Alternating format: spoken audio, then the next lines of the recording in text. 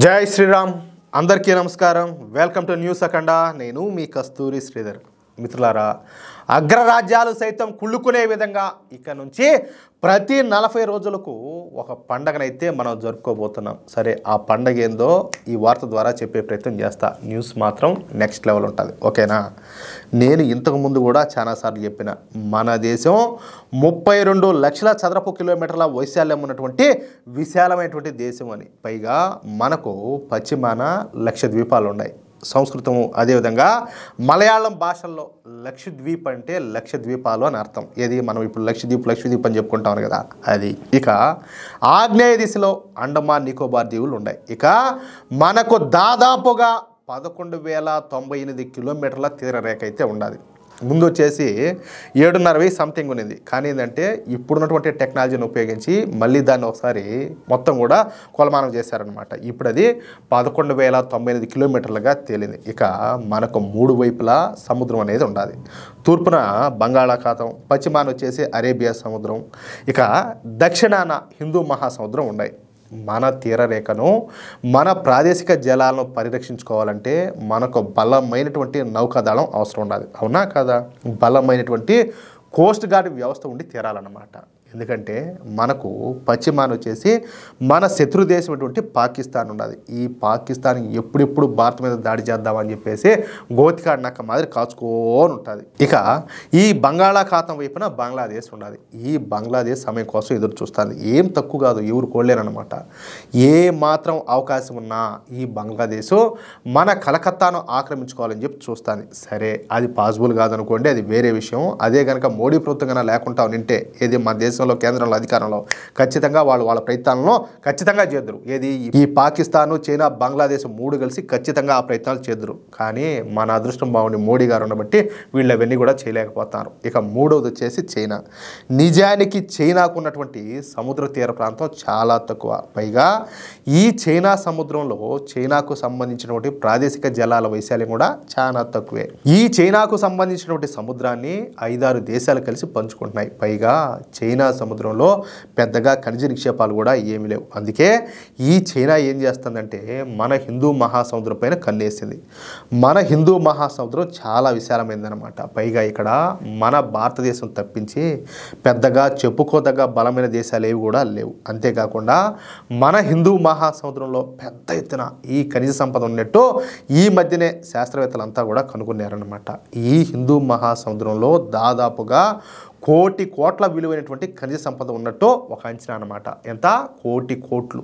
అర్థం చేసుకోండి. ఇంకా అందుకే చైనా ఎలాగైనా సరే ఈ హిందూ మహాసముద్రం పైన పట్టు సాధించాలని చెప్పేసి విశ్వ ప్రయత్నాలు చేస్తుంది. అందుకే మాల్దీవులు దేశాన్ని హస్తగతం చేసుకోవడానికి ప్రయత్నించి ఫెయిల్ అయిపోయింది. మన హిందూ మహాసముద్రం పైన పట్టు సాధించడానికే చైనా ఏకంగా 500 యుద్ధ నౌకలను తయారు చేసి పెట్టింది. వీటిలో 74 జలాంతర్గాములు, 3 విమాన వాహక నౌకలు కూడా ఉన్నాయి. మరి ఈ 3 దేశాల నుంచి మనం మన దేశాన్ని కాపాడుకోవడంతో పాటు మన హిందూ మహాసముద్రాన్ని కూడా రక్షించుకోవాల్సిన అవసరం అయితే ఉండదా లేదా?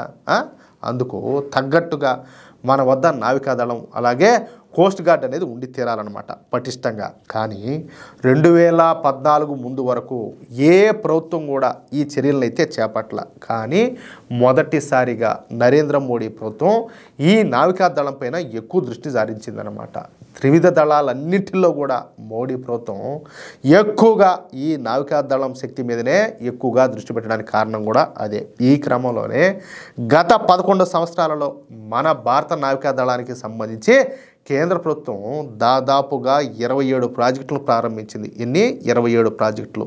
మరో 14 ప్రాజెక్టులకు ప్రణాళికలను అయితే సిద్ధం చేస్తున్నారు. ఇక ఈ విషయం పైన నిన్న మన నేవీ చీఫ్ అడ్మిరల్ అయినటువంటి దినేష్ గారు మాట్లాడినారన్నమాట. ఈ సందర్భంగా ఆయన మాట్లాడుతూ గత 11 సంవత్సరాల నుంచి మన దేశంలో ఊహకు అందనంత స్థాయిలో ఈ యుద్ధ నౌకల నిర్మాణం అయితే జరుగుతుంది. వీటిలో విమాన వాహక నౌకలు అలాగే క్రూజర్లు, విధ్వంసక నౌకలు, ఫ్రిగేట్లు, కార్వెట్లు, జలాంతర్గాములు అలాగే అంఫీబియస్ అసౌల్ట్ షిప్స్ ఉన్నాయి. 2014 నుంచి మన దేశంలో శరవేగంగా యుద్ధ నౌకల నిర్మాణం జరుగుతుంది. ఫలితంగా ఏంటంటే ప్రస్తుతం మన చేతికి 145 యుద్ధ నౌకలు, అలాగే విమాన వాహక నౌకలు, జలాంతర్గాములు వచ్చినాయి. ప్రస్తుతం ఇవన్నీ కూడా మన దేశం తరపున విధులైతే నిర్వహిస్తున్నాయి. అయితే మనకు ఈ బలం ఎంత మాత్రం కూడా సరిపోదు.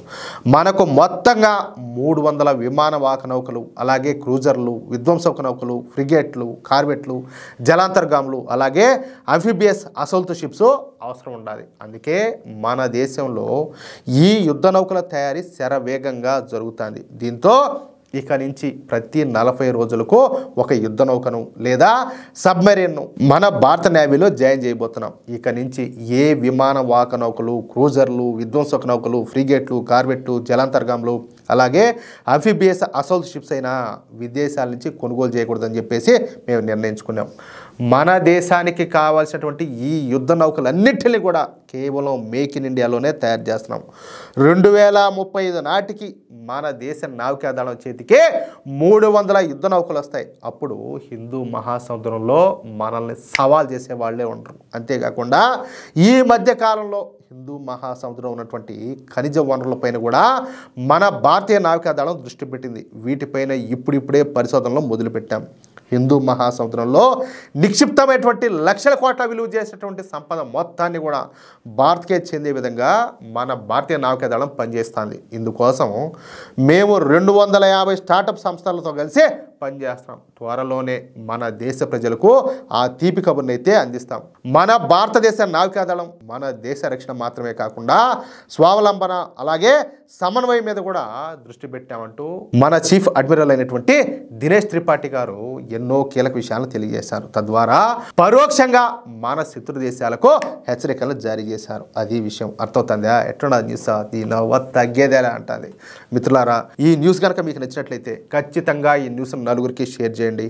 అలాగే ప్రతి ఒక్కరూ కూడా మీ యొక్క అమూల్యమైనటువంటి అభిప్రాయాలను ఖచ్చితంగా కామెంట్ రూపంలో తెలియజేయండి. ఇంకో విషయం ఏంటంటే, ఇంతవరకు మీరు గనక మన ఛానల్ని సబ్స్క్రైబ్ చేసుకున్నట్లయితే ప్రతి ఒక్కరు కూడా మన ఛానల్ను సబ్స్క్రైబ్ చేసుకోండి, సపోర్ట్ చేయండి ప్లీజ్. జై శ్రీరామ్, జై హింద్.